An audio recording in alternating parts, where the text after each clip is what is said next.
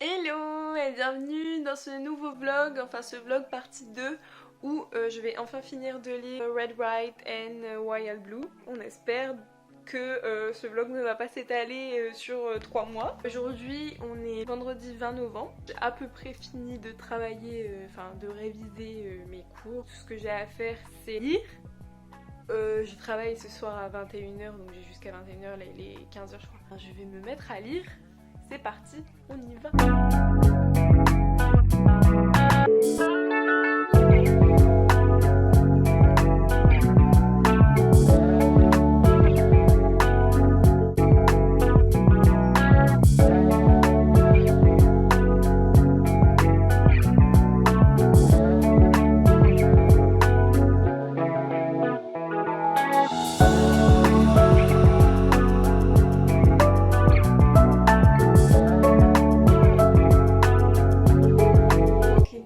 J'ai fait une pause lecture et là je suis en train de me préparer. Je pense que j'aurai pas trop le temps de me poser pour parler du livre.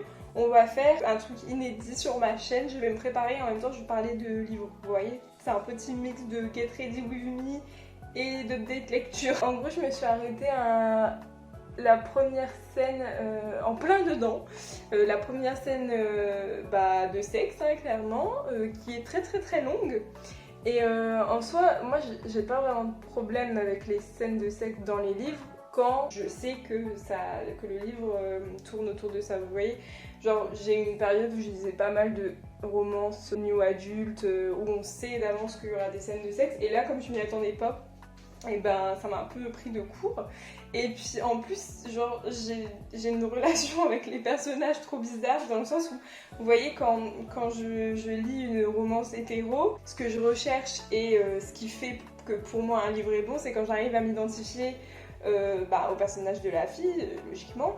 Et là, comme il y a deux garçons, je me suis dit, mais est-ce que je vais réussir à m'identifier? Et le truc, c'est que c'est pas que je m'identifie, c'est que vraiment, les deux, je les aime trop et j'ai l'impression d'être juste en train de les regarder et de me dire, ah, dès qu'ils font un truc, je suis en mode, ouais, et tout. Donc je les aime trop et là, assister à une telle scène avec tant de détails et aussi longue, je suis gênée. J'ai envie de dire, je vous aime beaucoup, mais je ne veux pas voir ça.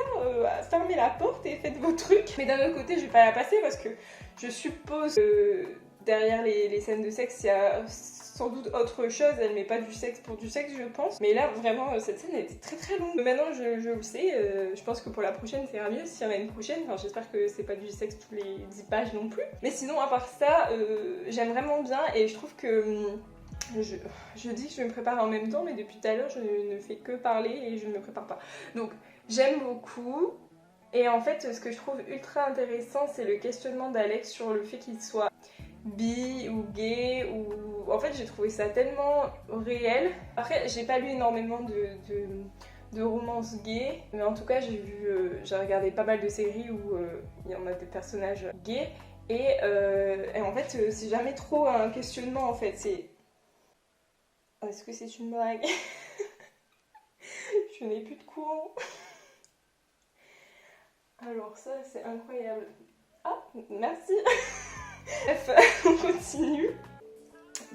Qu'est-ce qui s'est passé? Je ne sais pas. Donc je disais, et j'ai l'impression que voilà, dans une série par exemple, la fille va embrasser une autre fille et elle va se dire automatiquement que c'est qu'elle aime les filles. Ou alors au pire qu'elle est bisexuelle, mais jamais elle va se dire peut-être que j'ai embrassé une fille juste et en fait y a rien. Moi mon avis personnel sur la question c'est que on peut tout à fait faire des actes dits homosexuels sans pour autant être homosexuel. Vous voyez, je sais pas si c'est très clair. Et du coup je trouve que c'est intéressant de mettre ça dans le livre. Ça ouvre un débat intéressant sur la question. Je trouve ça hyper intéressant le fait qu'il se pose la question, qu'il se dit j'embrasse un garçon mais est-ce que je suis vraiment homosexuel ou bi ou je sais pas. Et il y a toute une partie où vraiment il se pose la question, il pose des questions autour de lui. De ce que j'entends, je pense que c'est assez novateur quand même dans les livres. Vous me direz ce que vous en pensez en commentaire. Ça fait 3 heures que je suis sur mes sourcils, je pense que c'est bon. Hormis ça, la lecture est toujours très agréable. Je vais recommencer en espérant que voilà, cette scène de sexe finisse bientôt et qu'on puisse continuer à avancer dans l'histoire. Sérieusement là? What? Je commence à avoir peur quand même.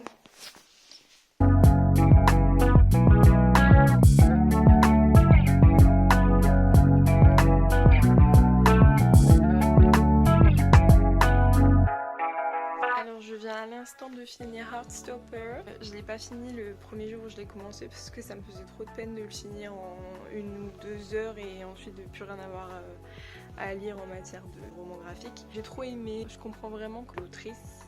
Est-ce qu'on dit autrice pour un roman graphique aussi? Je ne sais pas, je suis une débutante dans les romans graphiques, soyez indulgents. Je comprends quand elle dit que beaucoup de lecteurs lui ont parlé du fait que ce livre était vraiment très réconfortant parce que c'est vraiment comme ça que je le vois. C'est vraiment un livre doudou, c'est trop mignon ce qui se passe dedans, il n'y a pas de gros drama, après il se passe pas des trucs de fou, vraiment ce tome est plus un tome de présentation. On voit un peu comment s'installe la relation entre les deux garçons, mais c'est trop chou. Pour mon premier roman graphique, je suis assez contente parce que j'ai tout de suite trouvé un roman graphique où les dessins me correspondent parce que je sais que par exemple pour ce qui est des dessins animés pour adultes, il y a plein de dessins animés que j'arrive pas à regarder parce que j'aime pas le graphisme.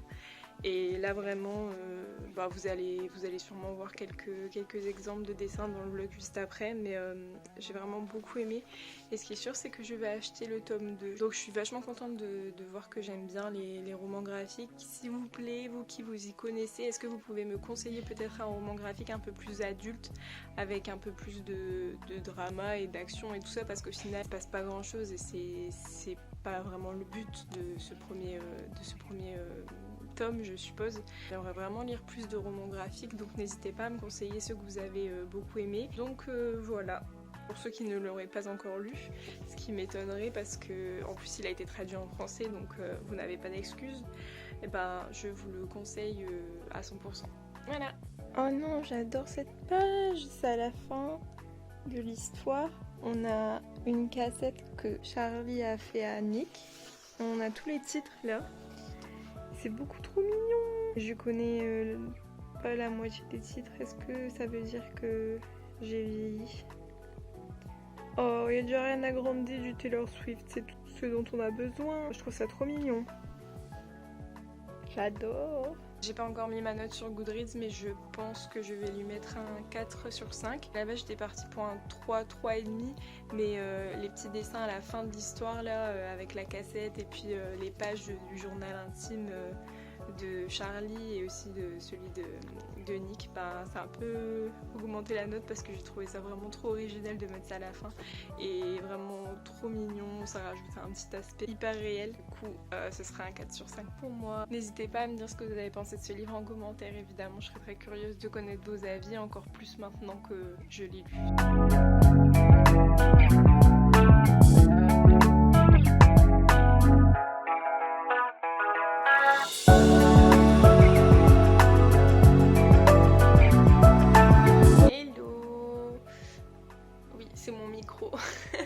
Je fais un test pour voir si le son est mieux avec le micro, enfin si ça fonctionne, parce que j'ai jamais essayé de brancher le micro sur mon téléphone directement, donc on fait un petit test, on va voir. Veuillez excuser ma tête, il est tard. J'étais en train de lire le livre, de le continuer, ça fait longtemps que je l'ai pas lu. J'avoue, là on est le 1er décembre, donc pour vous dire, ça fait un petit moment, ça fait bien une semaine que je l'ai lâché. Je suis à la page 220 et voilà, je voulais m'exprimer de frustration parce que je dirais pas que je suis déçue, enfin si, dans tous les cas je suis déçue parce que je pensais que ça allait être un sans faute du début à la fin. Il y a quelques petits trucs qui me dérangent.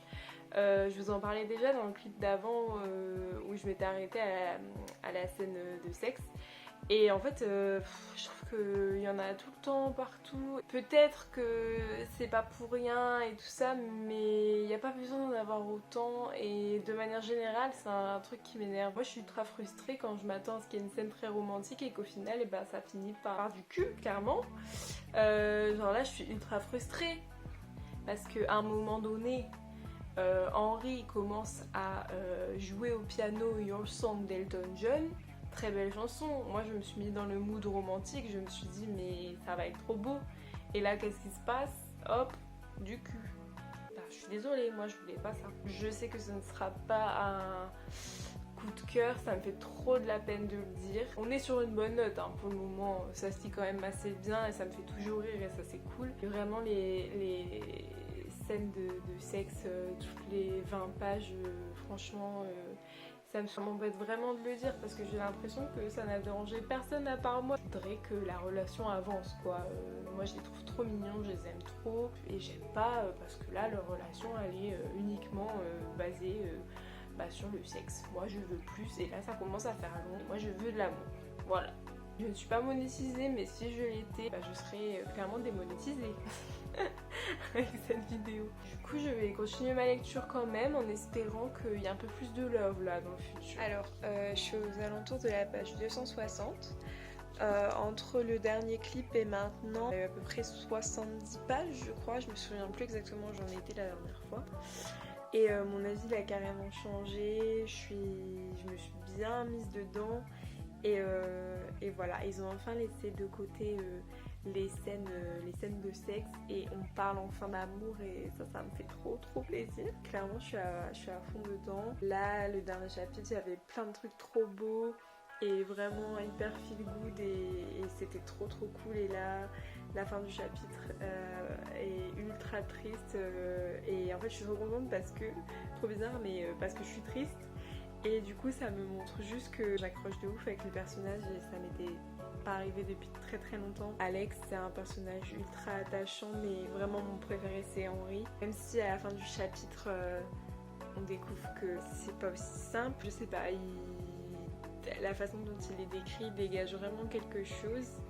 Et j'ai l'impression que c'est vous voyez le genre de personne que tout le monde aime, qui est ultra solaire, qui quand il entre dans une pièce on ne voit que lui parce qu'il est hyper souriant, hyper sympathique et tout. Et franchement jusqu'ici je l'aime trop. C'est mon micro dans Panique. J'ai tendance à le mettre devant n'importe quoi, vous êtes censé pas voir ça, c'est les trucs de derrière la caméra. Mais la meuf, une vidéaste en carton. J'ai hâte de voir comment ça va se passer. Après en soi forcément qu'il allait se passer un truc de ce genre là. Il reste quand même plus de 150 pages et ça pouvait pas être tout beau tout rose jusqu'à la fin. Je suis ultra contente parce que mon avis il est redevenu positif et ça m'aurait vraiment embêté de rester sur un avis un peu mitigé comme je vous ai dit dans le clip précédent. Les soucis que j'avais sont complètement effacés. Si je voulais parler parce que dans le chapitre que je viens de lire, le début c'est le coming out d'Alex auprès de sa mère et franchement sa mère 100% la fille que je préfère dans ce livre. De toute façon je l'avais pas dit au début mais dès le début je l'ai trop aimée sa mère parce qu'elle a grave de l'humour. C'est quand même la présidente des États-Unis et le pays a dû bien évoluer avec déjà une femme au pouvoir et une femme aussi drôle. 10 sur 10 pour le personnage de sa mère, la façon dont elle réagit c'est incroyable. Les PowerPoint qu'elle arrive à lui faire en 1 heure pour lui expliquer concrètement en quoi c'est un problème qu'il couche clairement avec un membre de la famille royale d'Angleterre. C'est juste excellent. Les titres des PowerPoint m'ont vraiment fait rire, mais genre vraiment, j'ai vraiment adoré. Il y a aussi un peu le passage où il fait plus ou moins son coming out auprès de son père, même si on peut pas vraiment dire que c'est un coming out, mais c'était vraiment une très belle scène. Encore une fois c'est un point positif par rapport à comment on traite l'homosexualité dans ce livre, parce que du côté d'Alex en tout cas c'est pas vu comme un souci, c'est pas son homosexualité qui est un souci. Pour sa mère c'est plus la personne avec qui il est. Après à voir comment ça va se passer du côté d'Henry.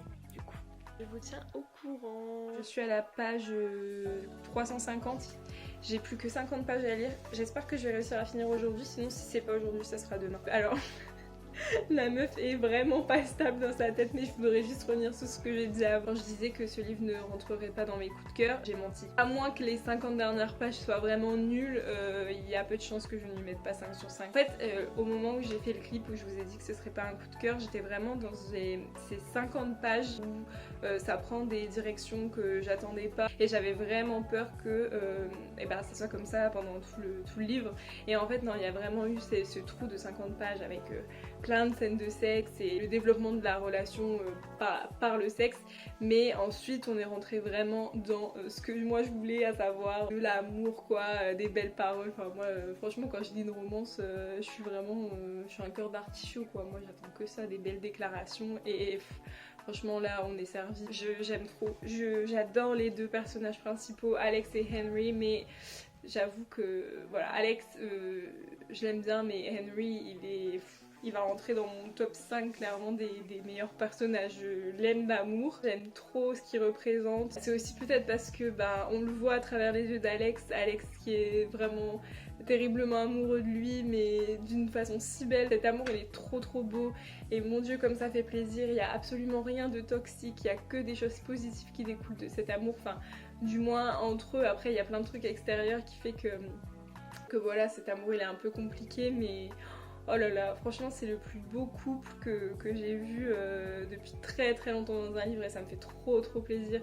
D'un côté je suis trop pressée de finir le livre et d'un autre côté je sais que ça va me rendre trop triste parce que ça fait trop longtemps que je me suis pas connectée à ce point-là à des personnages. J'ai trouvé la réflexion aussi un peu civilisationnelle ultra intéressante et en fait ça me touche encore plus parce que je suis vraiment à fond là-dedans en ce moment étant donné que je prépare mon CAPES depuis l'année dernière et que bah, du coup la civilisation anglaise c'est un truc que je devais connaître déjà de base avec ma licence mais là j'ai vraiment plongé à fond dedans pour le CAPES et c'est trop drôle parce que c'est une réflexion que je me suis faite l'année dernière avec ma copine Emma, je sais pas si elle regardera cette vidéo, mais on s'était dit mais l'histoire de l'Empire britannique elle est horrible, genre les Anglais ont fait des trucs horribles et c'est vraiment un truc qui est dit dans le livre et en fait Henry il s'en sert pour dire en gros vous avez colonisé des gens, vous avez tué plein de gens, vous avez fait des trucs horribles dans votre histoire, vous avez fait une sorte de mea culpa, aujourd'hui tout le monde vous a pardonné, l'Angleterre est au plus haut, mais par contre le fait qu'il soit gay, ça c'est impardonnable et il n'y a pas de mea culpa et ça va tout foutre en l'air, mettre en péril la noblesse de la famille royale en Angleterre. Et cette réflexion elle m'avait tellement, je me suis dit c'est tellement juste et c'est tellement ancré dans notre réalité, même si cette histoire se passe dans un monde un peu alternatif parce que c'est un monde dans lequel Trump n'existe pas et dans lequel une femme est au pouvoir aux États-Unis et j'espère que c'est quelque chose qui pourra arriver dans un futur proche. Mais quand bien même, ça c'est vachement ancré dans notre réalité et je me suis dit c'est vraiment une réflexion que je me faisais et elle a mis dans le livre et du coup ça a résonné encore plus en moi. Je pense que la prochaine vidéo que vous verrez c'est mon avis final. J'hésite en fait à faire une vidéo dédiée au livre. Vous devez lire, c'est une série de vidéos que je fais souvent quand je veux vous parler d'un de mes coups de cœur. Je vous mettrai la playlist en barre d'infos si vous voulez, il y a déjà 2-3 livres dans cette playlist. Après ce sera peut-être assez répétitif avec ce que j'ai dit dans ce vlog mais je sais que tout le monde ne regarde pas les vlogs donc pourquoi pas faire une petite vidéo synthèse où je vous donnerai mon avis global. Je vais vous laisser, j'ai encore pas mal de trucs à faire aujourd'hui. Hello!